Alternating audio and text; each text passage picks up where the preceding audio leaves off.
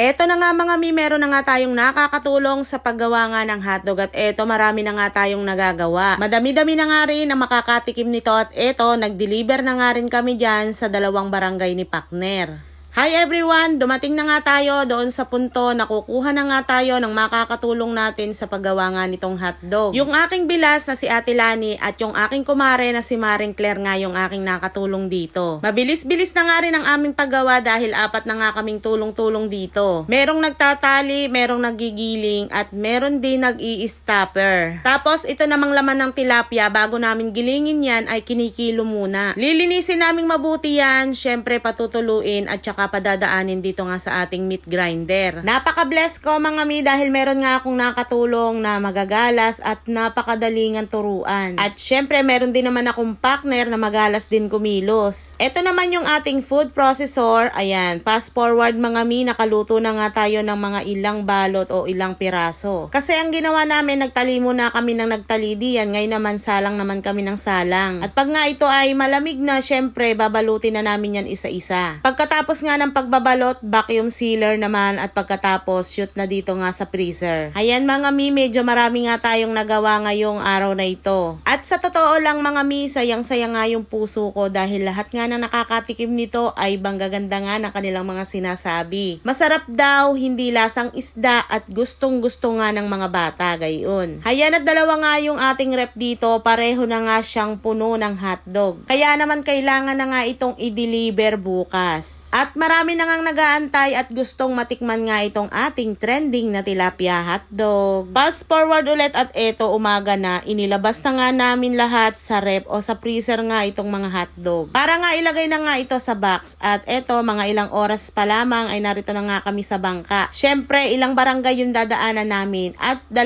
barangay lang naman yung aming dideliveran. Yun lang ang nakaya ng powers namin at unang ang destinasyon namin ay dini nga sa Sapang. Eto nga yung aming pinsa na si Janice, ayan. Mahilig nga din yan mag-business kaya naman hindi siya nagdalawang isip na magbenta nga nito. Sumunod naman ay dini nga sa may barangay Gulod. 2 barangay pa nga lamang itong ating dadalhan pero sulit na naman sa dami ng order nila. Ayan at sumama nga ako sa kanila at dumaan nga kami nga dito sa may tourism office ng isla. At eto na nga rin yung isa sa dahilan kung bakit nga ako ay sumama. Ang pumunta nga dito sa isang kainan. Dito nga sa may barangay Gulod dahil ako nga ay may kukunin. Dahil ipinagpagawa nga daw ako ng may-ari nito ng warmer. At ito ngay napagkakatagal na, ngayon ko lamang nakuha. Ayan at inabot na nga nila sa akin at syempre bago kami naghiwalay ay nagpa-picture muna sila. At eto na nga yung warmer na ibinigay nga nila sa akin. At may pangalan ko pa talaga yan. Syempre galing yan dito sa Privados. Isang kainan dito nga sa Gulod na makikita nyo nga lamang yan sa may likod ng ospital. Kaya hayan sa mga maliligaw nga dito, huwag kayong mag-alala na kayo magugutom. Ayan, pumunta lang kayo dito sa Privados. Tapos habang kami nga ay nagdi-deliver diyan, meron nga nagpapapicture at nakita ko pa nga itong isang content creator dito sa isla. Siya si Isla Love Delivery. Ayan at meron na naman daw siyang sinurpresa. Ayan na, tapos na nga kaming mag-deliver ni Pakner. Narito na nga kami sa bangka at kami nga ipauwi na rin. 2